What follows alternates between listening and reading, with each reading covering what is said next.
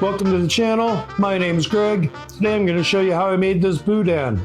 I'll show you how I linked it. I'll show you how I made these boudin balls.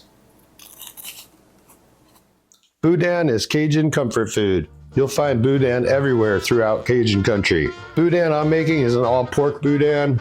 So I'll be starting with the pork butt. Since I'll be searing this off, I'm going to cut it into pieces that'll give me more surface area when I sear it. This pork butt is a bone-in pork butt. You could get a boneless one, but I'll be adding this bone to some other bones to get more flavor into my boudin. I'm also going to be using some pork belly. This is going to up the fat content, which will make my boudin juicier. I'm also going to cut this pork belly into pieces that will give me more surface area when I sear it off. So the reason I'm starting this the day before is so I can marinate this meat in some Cajun spices. In my case, I'm going to be using a Creole spice mix, which just has a few more herbs than a typical Cajun one. I'm going to start with some black pepper, 1 part black pepper, 1 part white pepper, and 1 part cayenne pepper. I'm going to go 1 part onion powder, 2 parts garlic powder.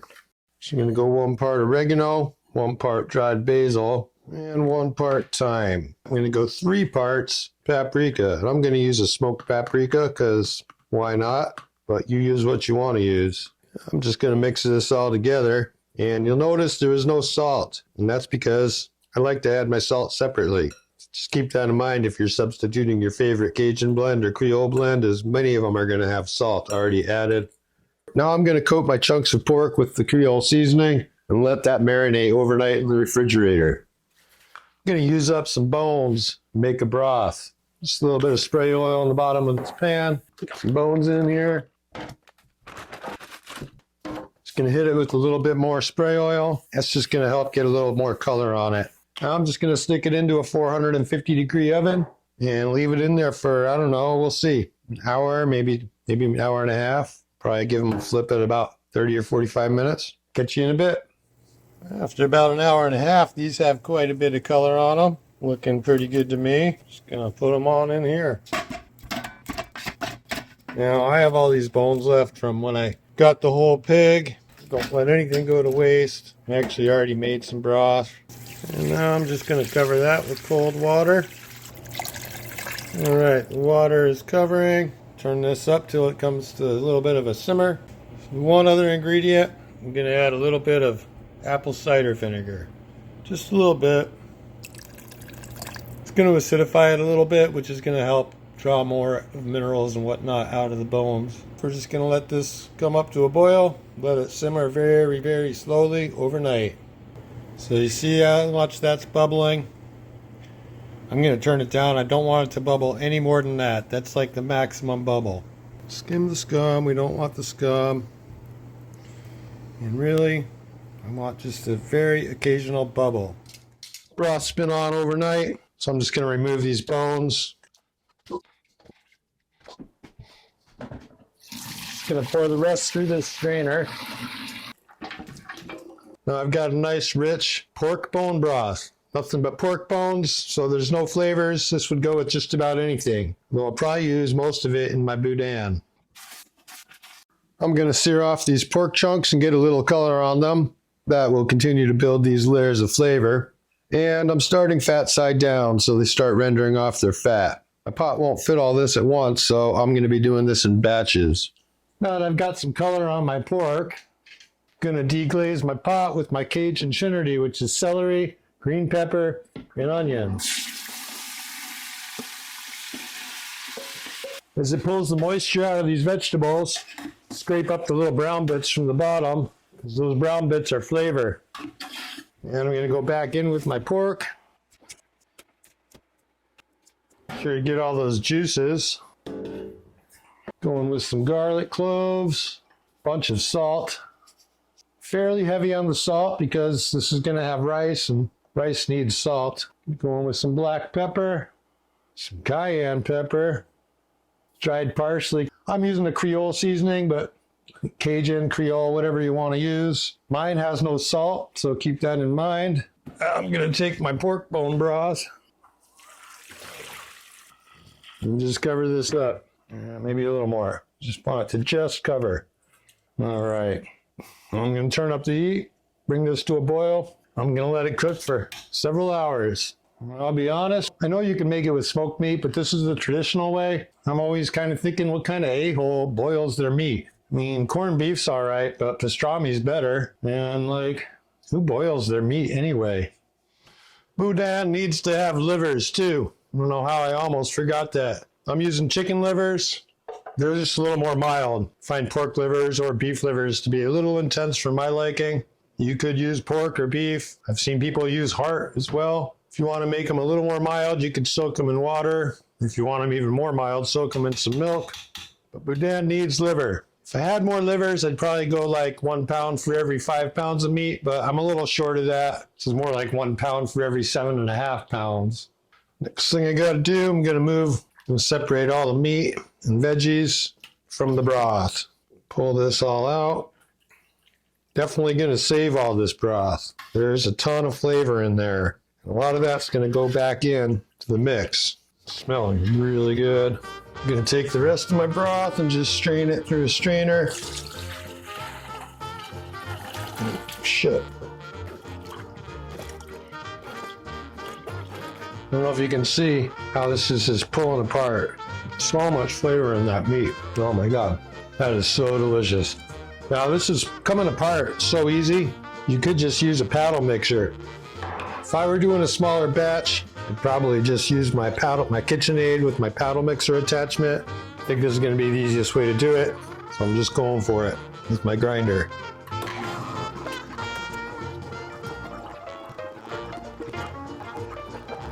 Let me go strain this liquid through my strainer. I want to make sure to get all these seasonings that might be clogging up the strainer. I want to make sure to get all that into here because that is a ton of flavor. All right. To the sink with you. Now I'm going to go in with my rice, and I'm pretty sure my container is not going to be big enough. No, it's not going to be big enough. All right, I got a plan. I split this between 2 pans.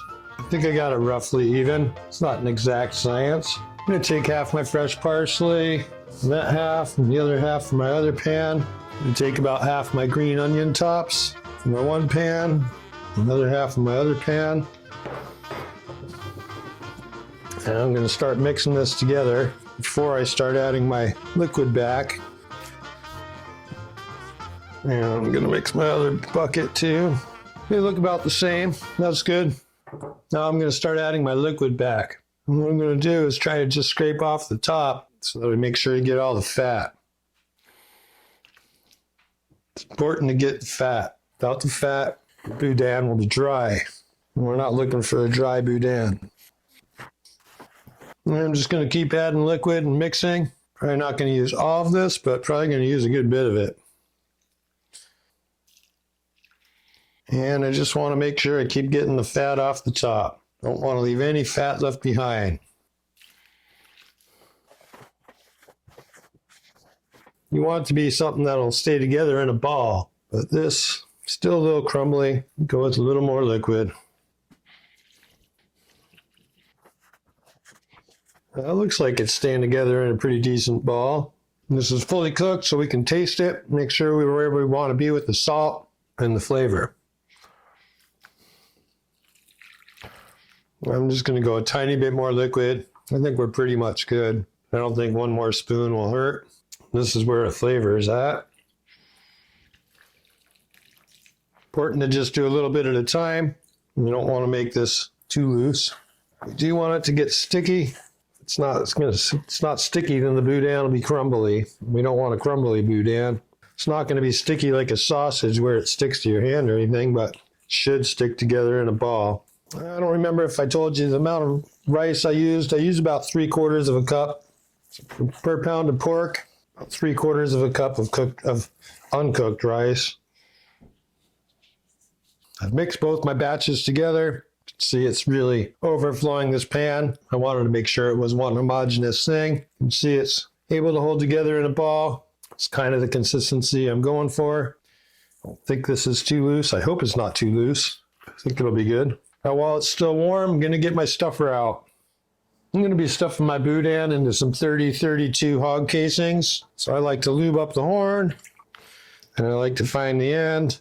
If you don't know why God gave you these 2 fingers, One thing it's handy for, get some water in there. And that'll just help lubricate the inside of the casing. And just thread it on there. Pull a little off, make a knot. Punch a couple holes. Let any air out that might be stuck in there. And I'm just going to start pumping this out. Well, usually you want your sausage to be really cold. Feels a little weird to have a warm sausage.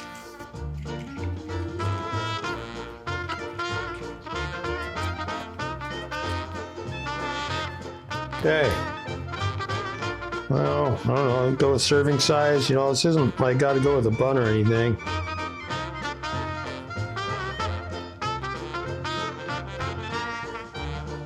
So I might go a little bigger than my normal sausage because this is some tasty stuff. You're going to eat a whole piece, no problem.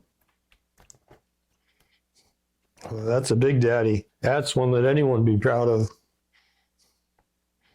I am alternating every one. Usually, if you watch my videos, I like to skip one and go the same direction. But I want to make sure to get everyone good consistency here. So, going towards me, and then I'm going away from me. And I'm going to go towards me. So weird handling a warm sausage. Not used to that.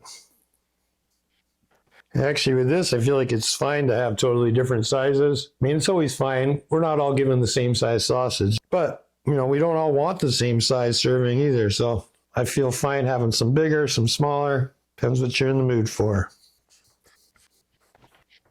So once these are stuffed, I'm just going to put them in. I'm going to let them cool down a little bit. I'm going to put them in the fridge so their casings can dry up overnight. And then we'll cook them. So I'll see you tomorrow.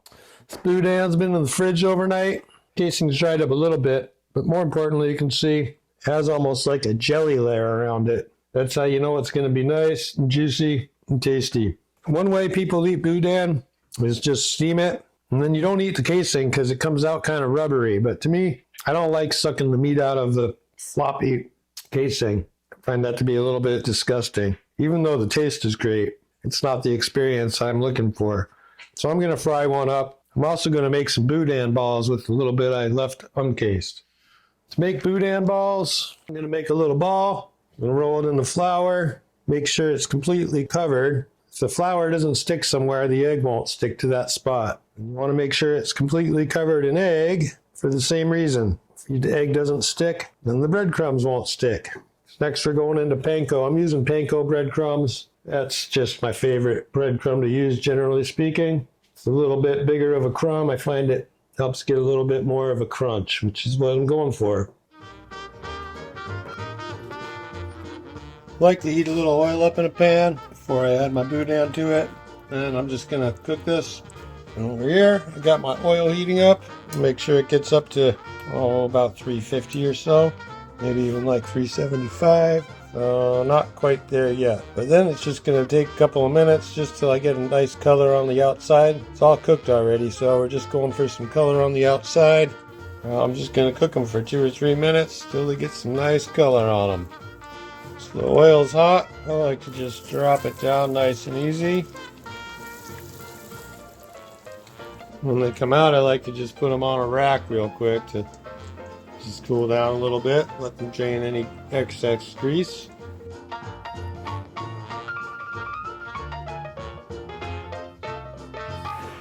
All right. Man, they're so tasty.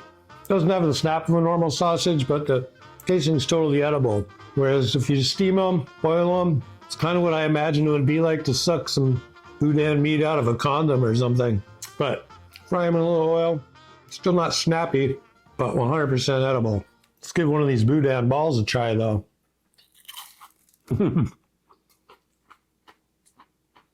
Well, it's a little more effort. Boudin balls are definitely my favorite way to eat the boudin.